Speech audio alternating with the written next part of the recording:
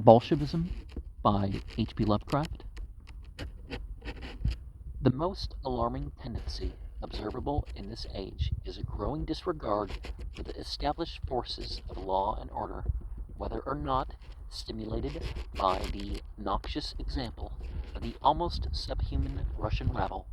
The less intelligent element throughout the world seems animated by a singular viciousness and exhibits symptoms like those of a herd on the verge of stampeding, whilst long-winded politicians preach universal peace. Long-haired anarchists are preaching a social upheaval, which means nothing more or less than a reversion to savagery or medieval barbarism.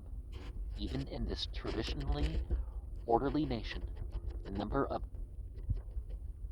Bolsheviki, both open and veiled, is considerable enough to require remedial measures.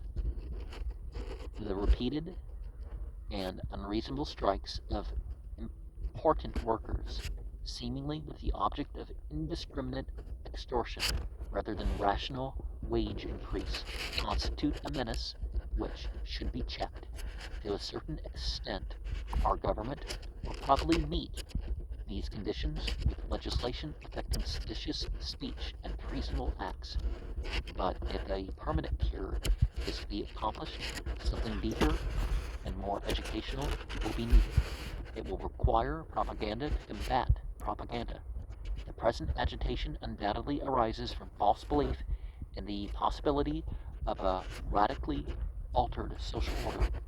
The workers who strike and the shouters who incite to crime are obviously possessed of the notion that the property of the wealthy could practically be shared with them, that even if they were to seize the things they covet, they could continue the enjoyment of civilized existence and of protection against violence. We need a new Menenius Agrippa to proclaim and demonstrate widely the total fallacy of such an illusion.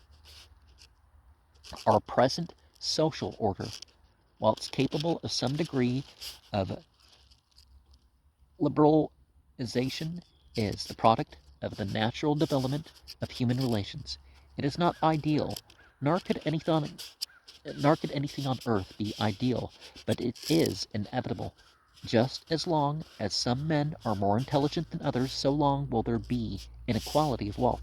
The type of persons who indulge in strikes and socialism never seem to realize how much they depend on the brains of their hated economic masters. They do not reflect that if they were to seize the factories and governments as they desire, they would be totally powerless to run them. The lawless IWW sometimes boasts of its prospective ability to overthrow orderly government and substitute a sanguinary reign of the so-called proletariat. Perhaps such a catastrophe will come, just as the Russian catastrophe came. But how little will the blind anarchist gain therefrom? With the intelligent element removed, the rabble will use up the resources of civilization without being able to produce more. Cities and public works will fall into decay, and a new barbarism arise, out of which will spring in time the natural chieftains who will constitute the masters of another era of capitalism, far better than that impressionable and inflammable masses be taught these things before they embark upon a feudal revolution which will ruin all civilization, themselves included, without helping anyone. Now, anarchy would be outside or beyond law, right? And that would mean that it's almost completely unattainable because it pretty quickly turns to gangs and then to tribes, and then, it starts making its way towards the left wing again. And liberal, not as a political party or some silly thing like that, but liberal as in, you know, they, let go. Now, you can think of liberty, but as far as the liberal approach, certain family and religious values are set aside for people's own things.